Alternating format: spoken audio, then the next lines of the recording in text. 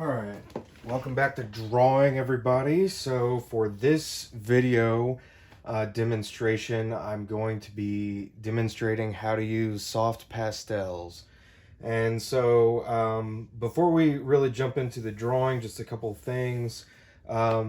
Pastel is very much different than charcoal. So in graphite drawing or charcoal drawing, we're usually going to be working from light to dark. However, with pastel, it's a little bit different. So in this case, we're going to be working from dark to light. And, so I'm going to start with my darkest, kind of colors and tones and things. And then I'm going to work to light, and then we'll do some adjustments and things like that.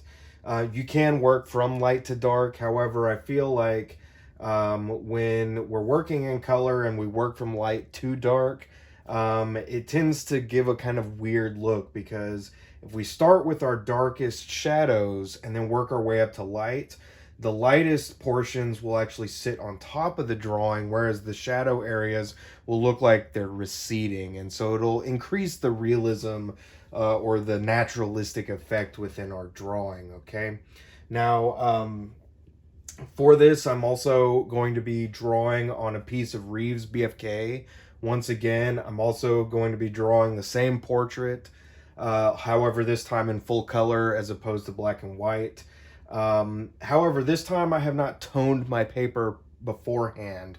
In fact, this is a sheet of toned Reeves BFK. So instead of a white sheet of paper like the last portrait I did, this is actually a kind of light gray piece of paper as is. And I'm using this because this kind of light gray, this neutral tone, will help you to see the pastel even better on top of it. Especially when we're working with color, it tends to be very easy for for our color to be lost, or our true color to be lost on a pure white background. So it's actually really nice to work on these kinds of toned paper. It's also really interesting to work on different colored toned papers within the realm of pastel. Many times people will use a colored paper that will actually complement the main colors that are going in on top of this. So for instance, my portrait photograph here is fairly pink in terms of its overall color. And so, I could do something on maybe a kind of light green or a neutral green, and that green would help enhance the kind of vividness of that, or of those pinkish tones in my flesh and everything like that. But likewise, drawing with lighter colors on top of a dark paper is going to read in a much different way versus, say, a colored paper or a more neutral paper and things like that. So that's something that you can, kind of consider and play around with as well within the realm of pastel drawing. Now, you can also see that for this, I've gone ahead and done my preliminary drawing on the paper itself. So I've kind of done my sketch. Once again, this was all done from life, from the photograph here, but it was hand done, and I was just making measurements based on my photograph and everything like that. In this case, I used my vine charcoal to begin with, and so I was being very light and very sketchy with it. I kind of did a little bit of refining with the vine charcoal, and then I switched over and did a little bit of the refining with my compressed charcoal in the pencil here. However, after I did that, I then took my paper towel and I wiped it down so I could knock it all back. So the point of doing that is that I didn't want really thick black lines around everything, like I might want in a charcoal drawing. However, I want my lines to be much more ethereal this time, so that they don't influence the color that I put on top of them. Now, I will probably use or come back into this with my charcoal pencil. I'm thinking of this specifically in, some of the really dark areas, at like, the pupils of my eyes, my nostril, things like that. Things that where I need to get a really fine point in there. As opposed to, say, my pastels, which you can see here, don't have the same kind of fine edge. So even though I've got a black pastel, I'm probably going to use charcoal for just a few little areas in there, whereas I might use the black pastel itself for some of the, kind of larger areas here and there. Now, that being said, I'm using a very basic pastel palette here. This was Faber-Castell. I got these at Michael's, I should say. However, there are a variety of different kinds of pastels out there. What's interesting is, the more money that you spend on pastels, the better quality they're gonna be. I'm obviously not asking you guys to go out and break the bank on these. However, we're going to see how these work out. I've never used these particular ones before. When I was in college doing this, they forced everyone to buy Rembrandt pastels, and one stick, which is about the same length as two of these little guys, was about $5 to $6 a stick, whereas this whole box was $24. But they're really good quality pastels. And once again, in the realm of art supplies, the better quality your material, the better time you're going to have using them. So that can go a long way. Now for this, once again, I've got a very basic palette here. I'm probably going to be using mostly in this kind of earth range, with a couple of these kind of pinks and things here and there, just to punch everything up where I need it, and things like that. But some pastel sets have a wider variety. The Rembrandt ones, which you can buy, are in a set or individually, have a much wider range of tones in them. So they might have about 3 or 4 different kinds of magenta, whereas I only have one here. Things like that. So, and once again, a lot of their tones will range. So they'll have like probably 15 different greens that vary in kind of opaque or kind of earth tones up into like neons and things like that. So if that's something you're interested in, I would recommend that you go ahead and try that.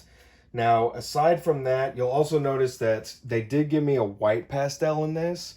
However, I'm probably not going to use this white pastel very much, or really at all, because I don't really have many white areas in my my image here. Even the whites of my eyes are more of a kind of purpley gray, if you will.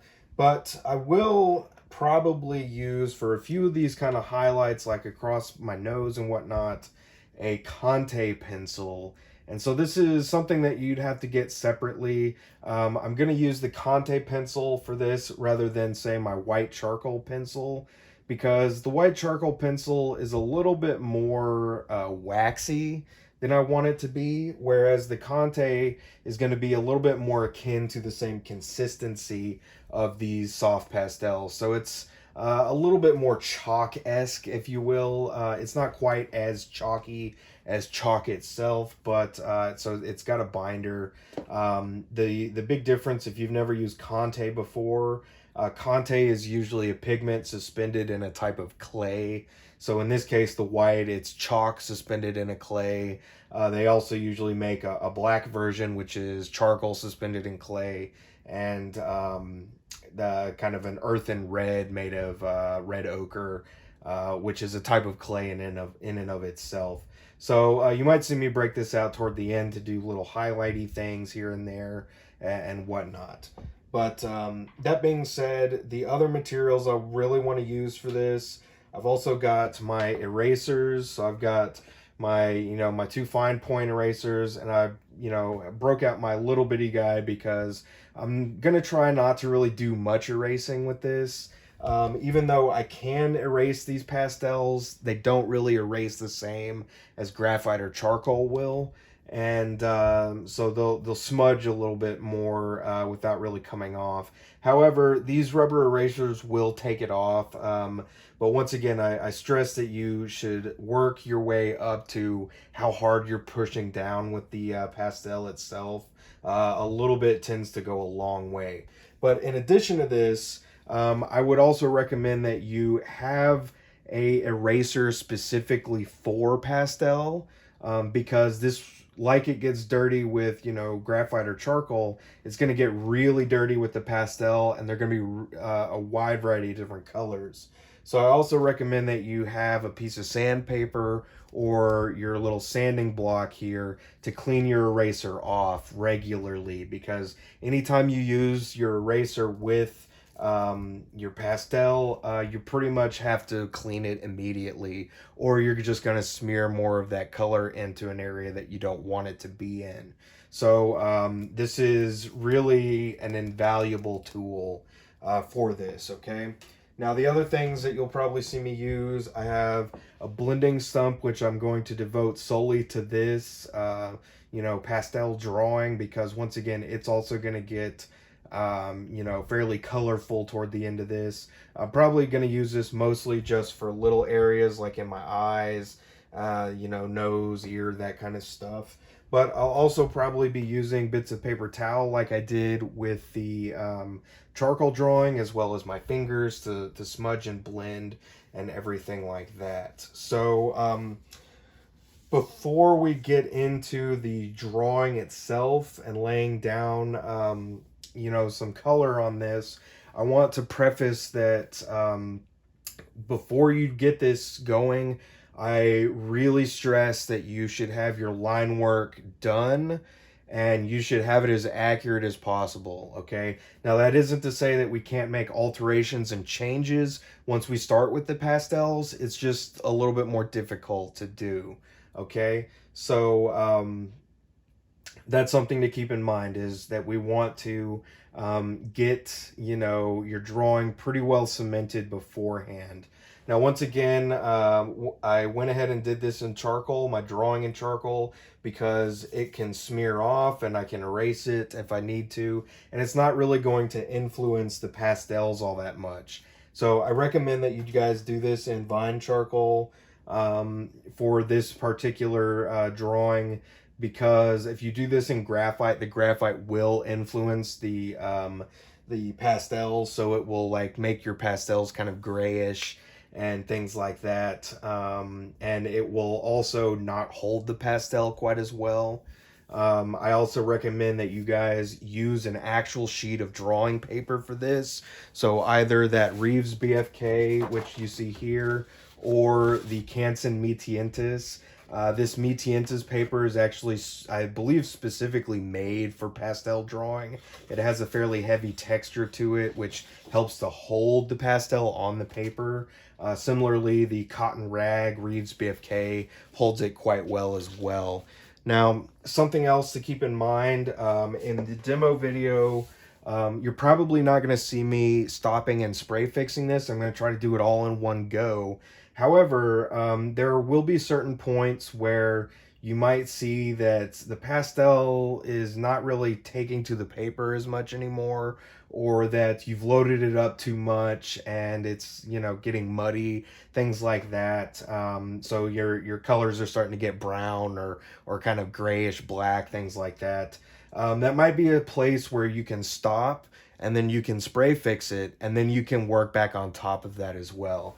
And for that, it's really, you really want to use workable fixative if you're going to spray in the middle. However, you know, all it needs is a light coat, just a kind of one quickie coat, let it dry for a few minutes, and then you can work back into this as well on top of the spray fix with the pastel to do, you know, final highlights, you know, make alterations, all kinds of things like that.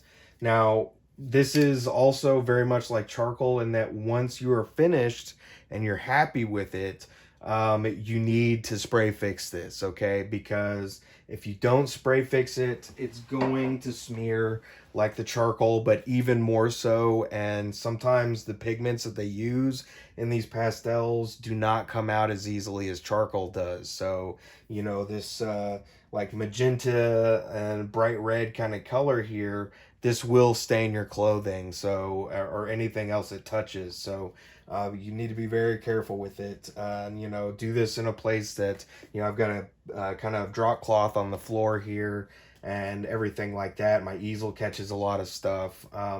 So, you know, just keep that in mind. Don't do it on over the carpet unless you got something down.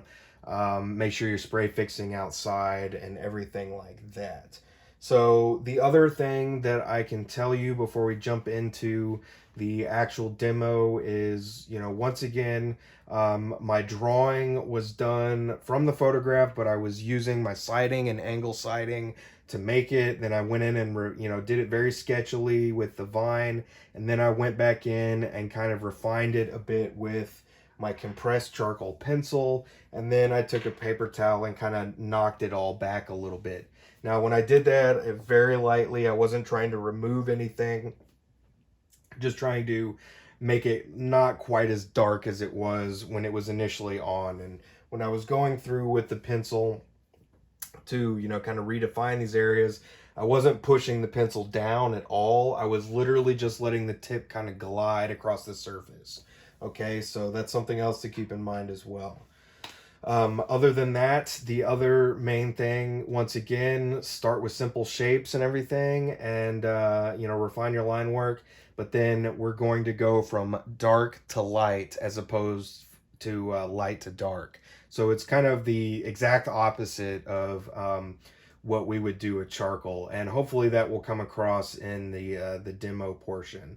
So that's, I want to do just a short little video at the beginning, just as a kind of intro to this.